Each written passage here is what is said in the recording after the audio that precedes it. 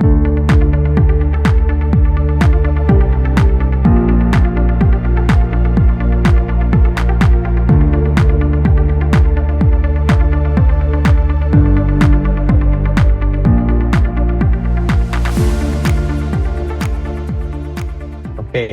Hi, everyone. I'm Thanawat Chilhawan from Tokenized.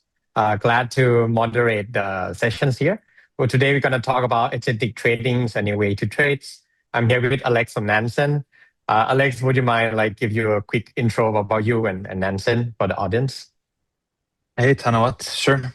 My name is Alex. I'm the CEO and co-founder of Nansen. Many people know us for on-chain analytics, which we've been doing for more than 6 years now, labeling more than 500 million addresses across a range of different chains.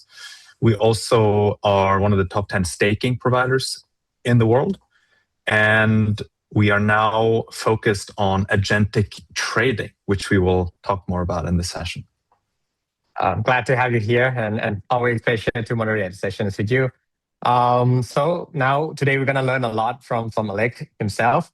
And let's jump into first questions as you already mentioned.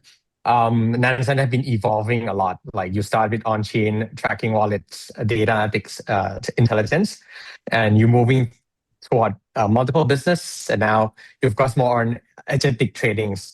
Can you walk us through the journey? What you believe in the new ways of why agentic trading could become a new way of people to trade in workflow and not just like traditional on-chain product. Can you give me insight why you shift into Nansen today? Absolutely. So when we started building our product, which was focused on-chain analytics in the beginning, we noticed that the users who got the most value out of our product were mostly investors and traders. So we sort of had a choice to make. Do we want to grow this company horizontally with lots of different types of user segments, but with the same overall on-chain analytics offering? Or do we want to double down on that one segment and instead offer them more things that are valuable to them? And we chose the second path. And so this is basically in line with our goal, or our North Star, which is to grow user portfolios. So that is kind of the hairy goal. We cannot guarantee that users grow their portfolios using Nansen, but that is the goal of the product team, and that is why we exist. And so the mission of the company is really to surface the signal and create winners. So to us, it's kind of a natural evolution in a way, because we know that users, obviously they want information, but they also want to get yields on the holdings they have, which is why we added staking. And the core thing that most people do is to actually trade and invest. And because the on-chain infrastructure is so good now with blockchains that have low latency, they have low fees, you have great middleware for liquidity aggregation on DEXs, you have great wallet providers like Privy. We could basically take all these different components and create one integrated user experience where you can basically trade on-chain full stack. So that's kind of how we've seen it. It's interesting because it looks like a pivot from the product perspective, but from the user perspective, it's always been the same thing, which is to help them grow their portfolios. Super interesting. Like it's natural grow, but your mission is kind of like the same. The starting point lead up to here. Thanks for sharing insight on that. Leading to like a more generic questions for people who might hear agentic trading the first time. Can you share more picture what differentiate between bot trading or algorithmic trading that professional folks might understand and familiar with the terms? Any change and separations from that? Yeah, I think like one analogy you could make is to coding. And most people would say that coding has gone through 3 steps or 3 phases in the last few years because of AI. The first step was you had manual coding, right? The programmers would write code literally line by line. Maybe they had autocomplete, but they would mostly write the code themselves. The next phase was what we refer to as vibe coding, where many other people came in and started programming, even if they weren't software engineers. But AI helped them basically overcome that hurdle and to produce code. even if they weren't technical. The stage we're at now with coding is what some people refer to as agentic engineering, which means that it's not just vibe coding as like a hobby or an unserious endeavor. Engineers are now expected to orchestrate things and have agentic systems that do coding. And so I think it's analogous with trading. Like, most people still trade manually. They're looking at some price chart, an order book, and they're clicking the buttons. The next step is vibe trading, where basically you have a more like co-pilot user experience. You talk to the agent, but at the end of the day, you're the one clicking the button and confirming whether you want to make the trade. And I think agentic trading is sort of the last step, where you're not really picking the tokens yourself. You're allowing agents to autonomously execute on some strategy. And then, of course, there are many steps in between, right? You could imagine going from a co-pilot experience to create certain rules that trigger, maybe even co-creating these rules with the agent. And so I believe in this concept of a trust ladder, where you have to win the trust of the user gradually. And the idea is that you don't go straight to autonomous trading. That's probably a bad idea, both because you have a high chance of losing people's money, but also because I don't think users will trust the agent. And so the idea we have is basically to kind of keep the user involved in the beginning, win their trust, and over time evolve into more and more autonomous trading agents. Makes sense. Kind of like the first aha moment when you're skeptical with like ChatGPT and Claude, but the more you use, the more you trust, and then you end up like accepting what they are offering Exactly. on prompt, right? But now you're moving that to tradings. That's exactly. So as trust increases, you're comfortable delegating more, right? And that's like the basic idea. And you asked about how it's different from trading bots, right? And this is also a good question. The primary difference is that trading bots are mostly deterministic, right? You have some script or some code that's executing. The thing that's novel now is that you can have inference-based agents, which means that they are non-deterministic, but they're also more flexible in their tool usage. You can give them a really large inventory of tools. And then you can run evals on these agents to make sure that they're actually doing what you expect them to do. So I would say trading agents are a lot more flexible and powerful, but they're also not so deterministic, which means that you have to think about them differently from kind of the deterministic programmed trading bots that many people have been using. Makes sense, because right now we use agent a lot to do research and make decisions. Now you talk about like having agents do kind of that thing, and not in a deterministic way, more pervasive way, and you can see their thesis and their evaluation for that from decisions, right? And what about like let me take a step back and maybe wear more skeptic hats, because like when you see new shiny things, like we reluctant to like jump in. For me, I'm still like manually traded. What would be like a blocker for me to convince, okay, let me hand capital more to Nansen and use more agentic trading platform? Or what would be like a key major thing that changed my mind from traditional way onboarding to your agentic tradings? Yeah. I think fundamentally it's about trust, right? And there are many ways that you can earn trust. I believe, like I said, in this concept of the trust ladder, I think it's not a good idea to try to rush people too fast up the ladder. I think you have to kind of gradually show them what agents can do. And I think another element of trust is transparency. So if you feel like you have a good insight into what the agent is doing, you can see how it's making decisions, you can see how it's reasoning, you can actually vet the individual decisions it's making, you can monitor its performance in real time. I think those are key things that ultimately win the user's trust.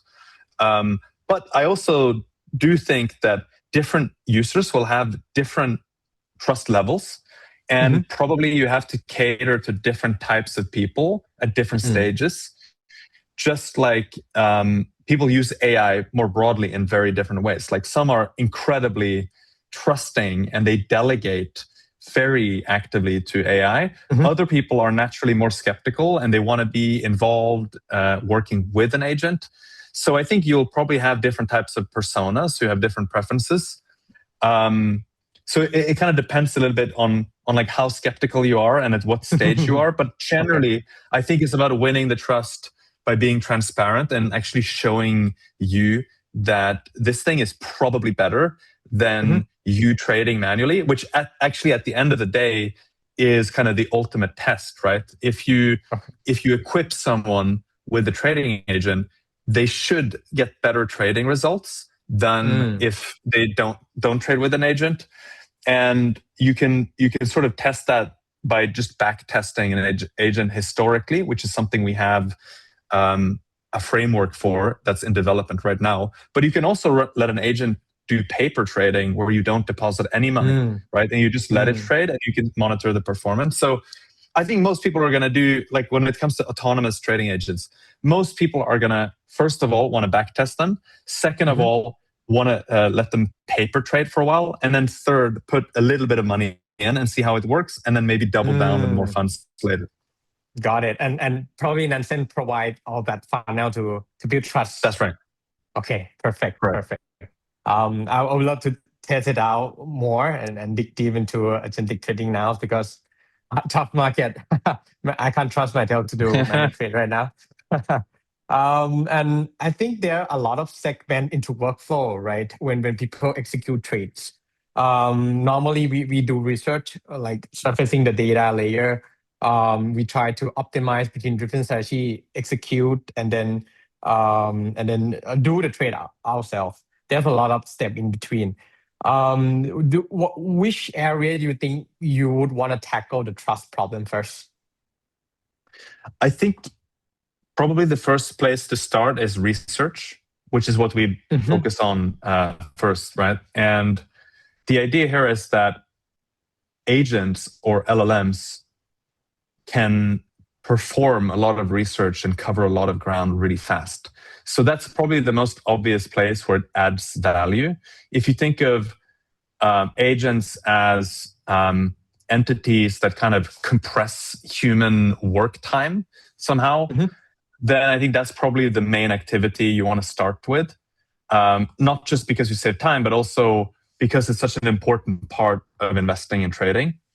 So that's what we've started on. And the first version of our product, our Agentic product, is basically one where it was one where you could only research and you could not do anything more. Like you had to go somewhere else to trade. But what we added on relatively quickly was the ability to execute trades for you. So if you can imagine a workflow where you say, hey, give me the top 5 tokens that smart money is buying in the last 1 hour, right? And then it can go out and actually pull the data through Nansen's API endpoints and our MCP and so on. And it comes back and it says, these are the 5 top tokens. And I say, okay, number 4 looks interesting. Put $100 into that. And then that sort of text command or natural language command is enough that it understands that, here's the order you want to make. So it prepares the order with the right amount, the right token. And then it also checks for the best price across different venues on chain. And you just have to tap and then it executes it. So we started with research, but like over time, we've expanded into more and more of the overall on-chain trading workflow. That's awesome. Then is it natural evolve, as you said earlier, right? When you have great on-chain intelligence, building research stacks and then executions that make sense and give you a full value to customer. I would love to extend more since you say that you now Nansen own more of the workflow now, and we have experience in AI tools that have risks. Maybe they perform hallucinations. Maybe there's hidden risks of like people get hacked or key leak.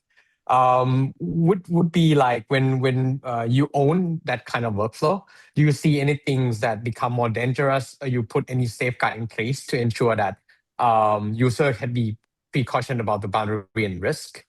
Yeah, totally. So the approach we take is to run evals. And for those who are not that familiar with AI, evals basically just short for evaluations.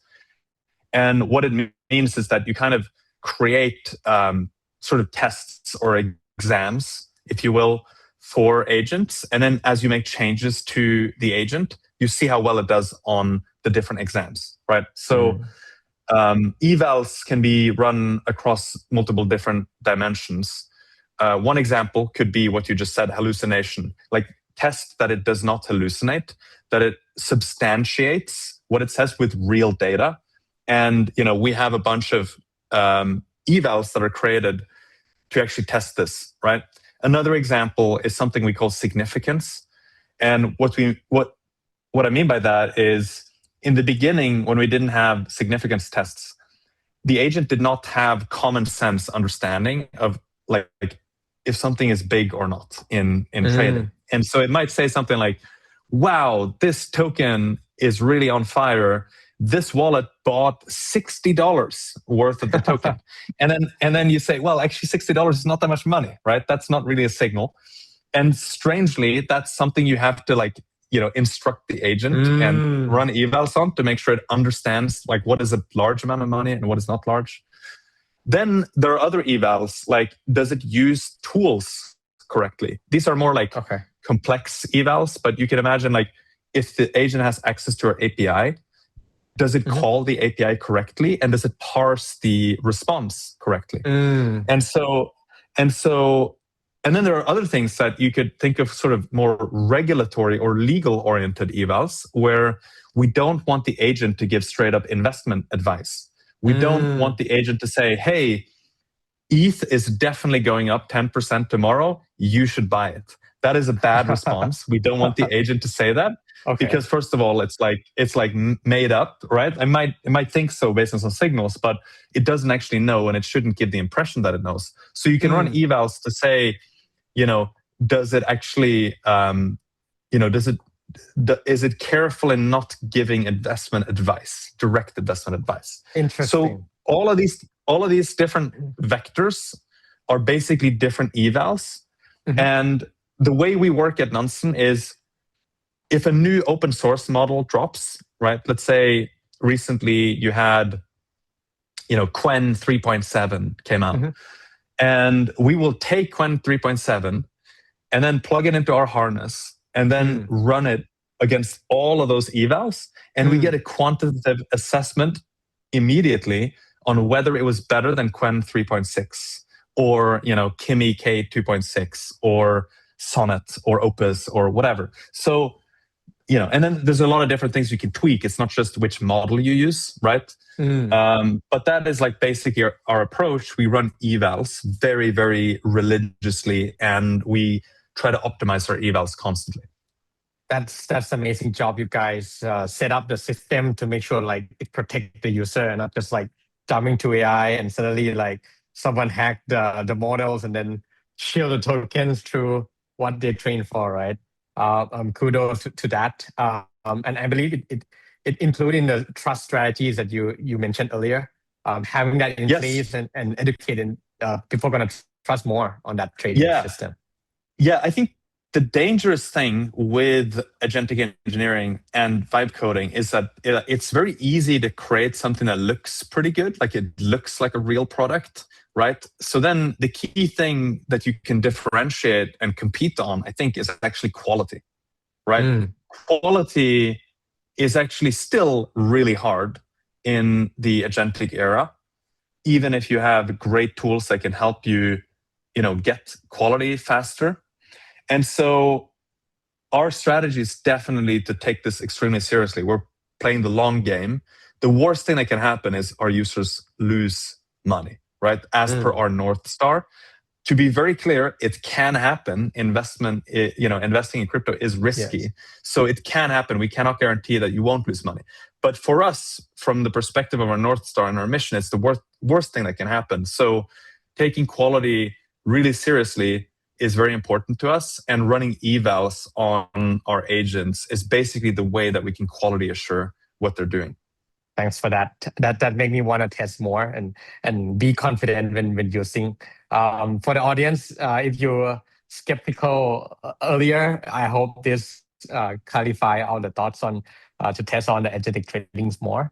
Moving on this, let's zoom out on the bigger pictures.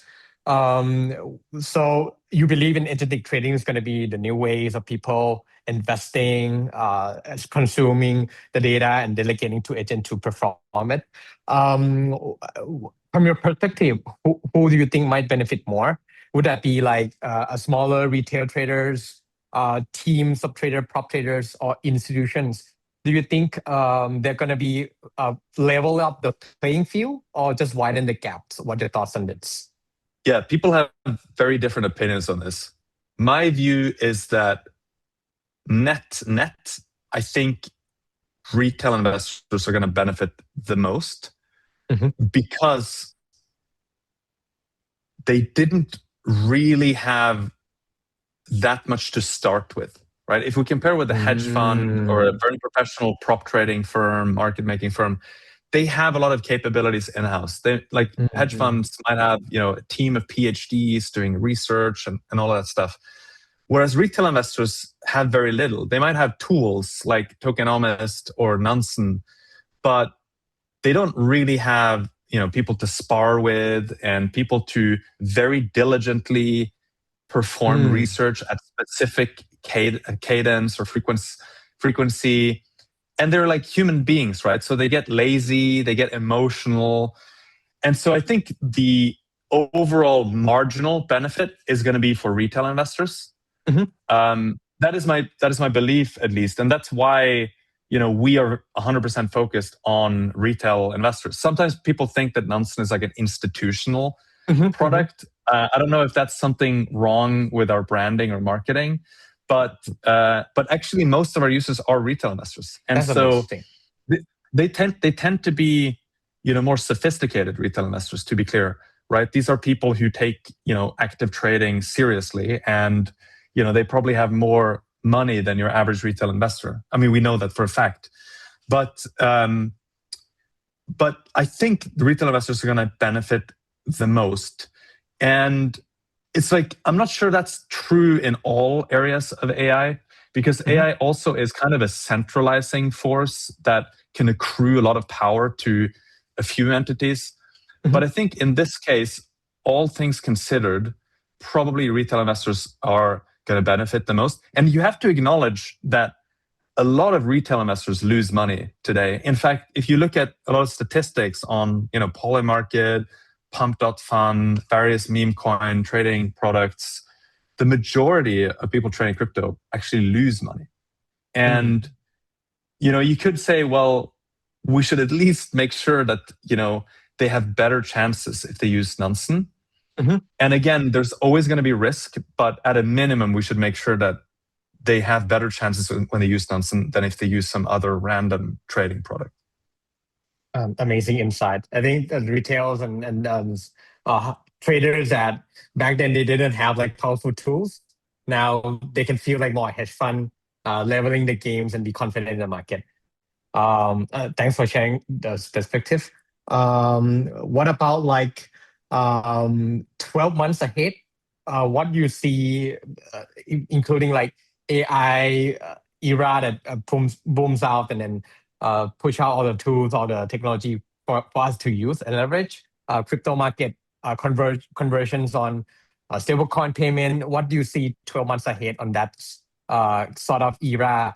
And the next question is, what do Nansen position there to be within the next 12 months?